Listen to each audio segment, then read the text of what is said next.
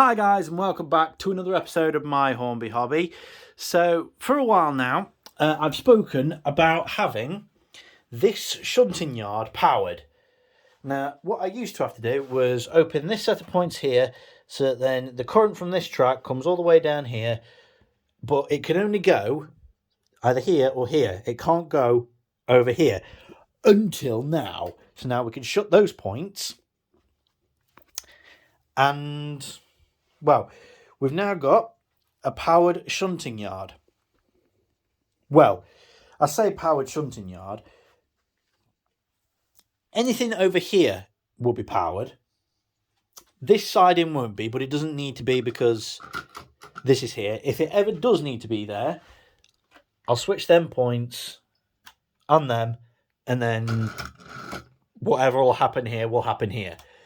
But for what I want to do, i.e. get into the coach shed, get to that station, get into the refueling yard, it's powered. So what I've done, and I'll try and explain this as simply as possible. So down here, down there, is a just traditional Hornby controller, the classic one. And what I've done is round the back here, where are they? The straps in way. Around the back here, there's some heat shrink right there. And what I've done is I've cut, there's two wires, one's white and black and the other is just black. So I cut them and I tinted the wires, the bare wires. And then I drilled two holes right here in the thing. You can see the holes, but you might not be able to see the wires. You may or may not.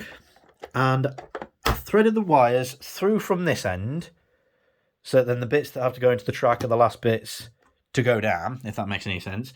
And then I brought the wires round to here, and they just literally bunch up right underneath there, dangle down there, and come into the back of the controller.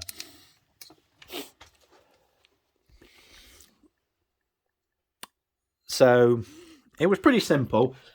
What you need to do is you need to use flux. And you just want the tiniest amount to go on your rails on either side. You tin your wires. You offer your wire up to it. With a touch of heat, boom, it's on. And they stuck way easier than the last set I did over there.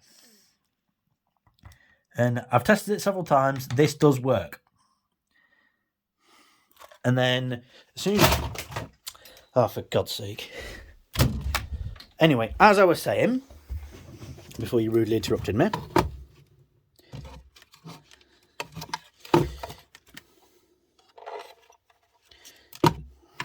let me just rectify everything here.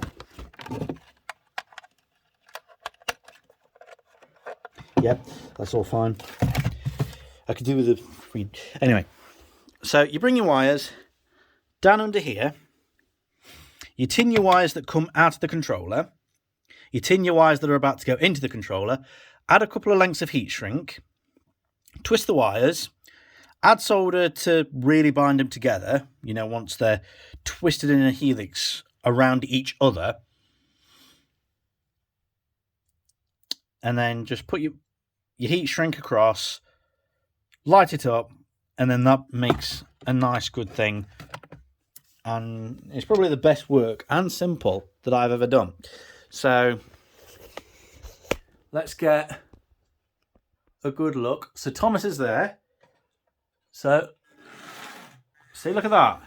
So now he can shunt those trucks. Now, of course, it suffers from the exact same problem as everything else. Right, I've got it set to low at the minute, low range. But it does work, believe it or not. So let's have Thomas. So now that he's shunted those trucks out of the way, now I want him to, let's say, I want him to go and pick up these trucks. So direction set. It just rolls along there. Now that is a bit of a problem, is that Jinty's on, so it's going to cause quite a bit of havoc.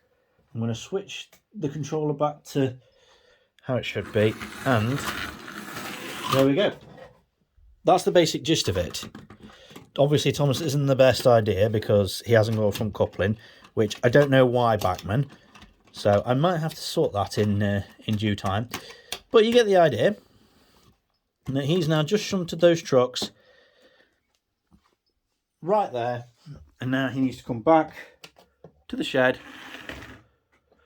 Yeah, that bit of track needs sorting out, but the power side of things is fine.